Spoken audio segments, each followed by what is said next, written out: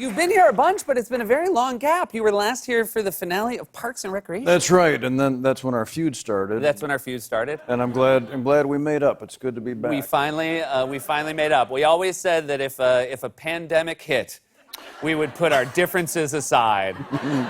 I've known you. I received your owl. You received.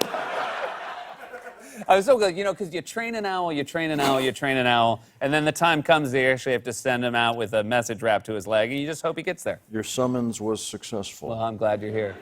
I know you, we were talking backstage, a lot of times people will almost confuse you with Ron Swanson because you are in life a very crafty gentleman. You are a woodworker by trade. Yeah. I remember when I first met you, you were in Red Hook, Brooklyn, making a canoe. This is a real thing. So it made sense. In this show, you play a quantum computing expert. That's right. Is that have any of the same overlap for you?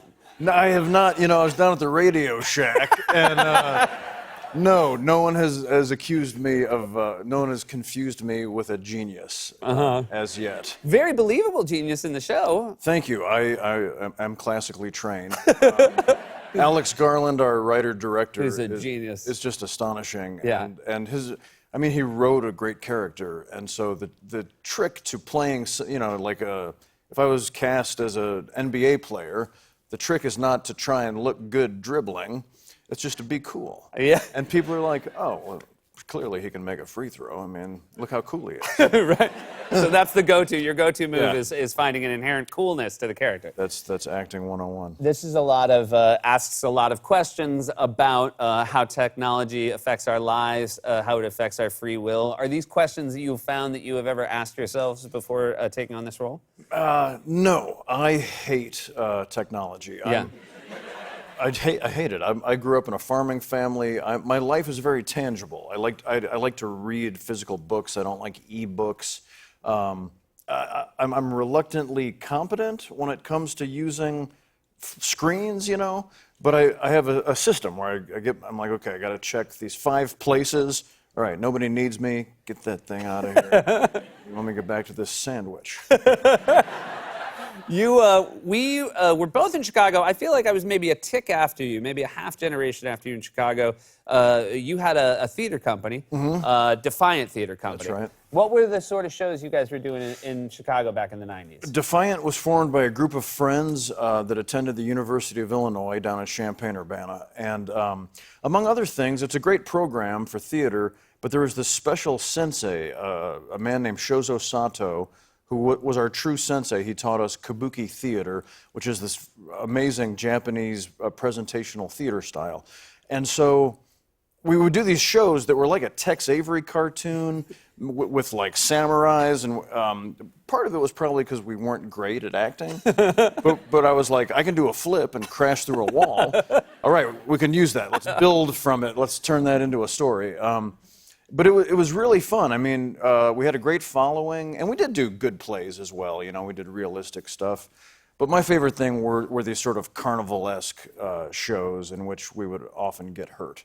I genuinely think, and I'm sure you feel the same way, I count myself so lucky to have been in Chicago at that time, and I hope Chicago's still like it today.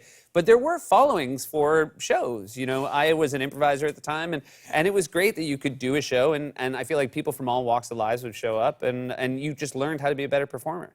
I agree. I mean, I always say I think it's the best town for theater in the country because it doesn't have Broadway or Hollywood. It doesn't have the ulterior motive. You can't make money performing in Chicago. Yeah.